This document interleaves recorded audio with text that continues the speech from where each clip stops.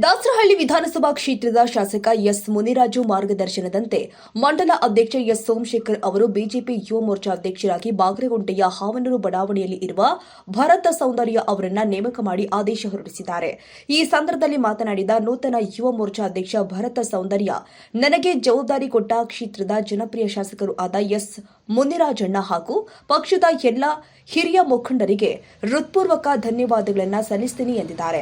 ದಾಸರಹಳ್ಳಿ ಕ್ಷೇತ್ರದಲ್ಲಿ ಪಕ್ಷದ ತತ್ವ ಸಿದ್ಧಾಂತ ಮತ್ತು ಅಭಿವೃದ್ಧಿಯ ಸಂದೇಶವನ್ನ ಮನೆ ಮನೆಗೂ ತಲುಪಿಸಿ ಯುವಕರ ಶಕ್ತಿ ಮತ್ತು ಸಂಘಟನೆಯ ಬಲವನ್ನ ಮತ್ತಷ್ಟು ವೃದ್ಧಿಸುವ ಕಾರ್ಯದಲ್ಲಿ ಸದಾ ತೊಡಗಿಸಿಕೊಂಡಿರ್ತೀನಿ ಹಾಗೂ ಪಕ್ಷ ನನ್ನ ಮೇಲೆ ಇಟ್ಟಿರುವ ನಂಬಿಕೆ ಹಾಗೂ ಜವಾಬ್ದಾರಿಯನ್ನ ಅತ್ಯಂತ ಪ್ರಾಮಾಣಿಕತೆ, ನಿಷ್ಠೆ ಹಾಗೂ ಸಮರ್ಪಣಾ ಭಾವದಿಂದ ನಿರ್ವಹಿಸುವುದಾಗಿ ತಿಳಿಸಿದ್ದಾರೆ.